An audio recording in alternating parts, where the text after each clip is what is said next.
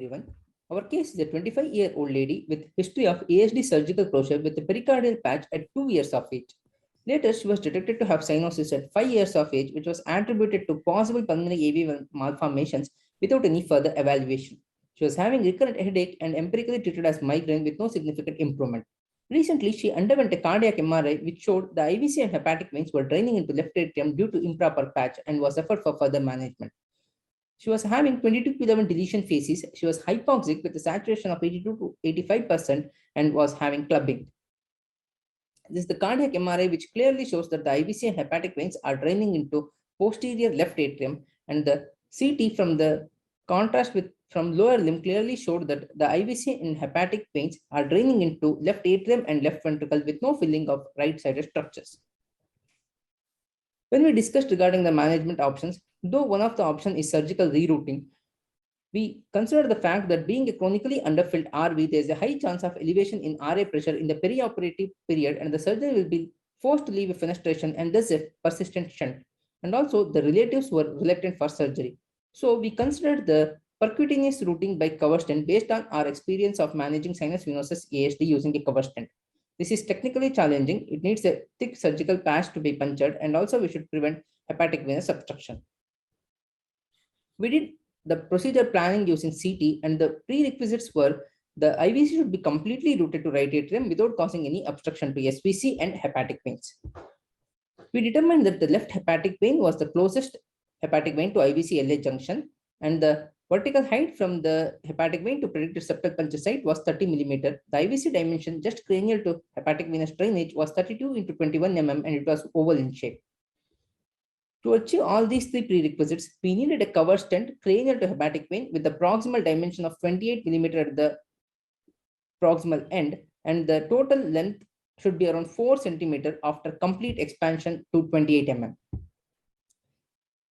We took the patient and did the procedure under general anesthesia. We initially did a balloon interrogation of IVC using BOA balloon of 28 mm, and it showed complete occlusion of IVC, and the hepatic veins are also clearly delineated.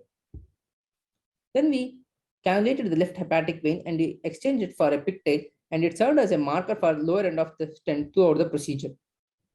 Then the difficult thing was septal puncture because of the thick surgical patch, and we can see that multiple attempts just caused staining of the septum, and so we used the electrocautery from the proximal end of the broken pro needle and punctured the septum, and it was confirmed by TEE. Then we did a rail load from SVC by snaring the wire, and we did an angiogram from SVC and IVC where there was a suspicion that the puncture may be quite cranial than what was anticipated. So as I told earlier, the stent should be facing anteriorly. We pulled the pigtail downward and we advanced it into the RV. Here we can see that the margin was quite sufficient. And then we tried to use a confida wire to advance the sheath, but it was not sufficient support. So we took a Lunderquist wire and we advanced it into the pulmonary artery, and over it, a 24 French long sheath was advanced into RA and confirmed by angiography. So since the puncture was probably a bit higher, we choose a longer stent and we plan to peel the proximal PTFE so that there will be no obstruction of hepatic veins, and also being a longer stent, there will be good safety margin. So we plan to take a 7.5 CCP stent, which will be expanded to, which will come to around 5 cm after complete expansion.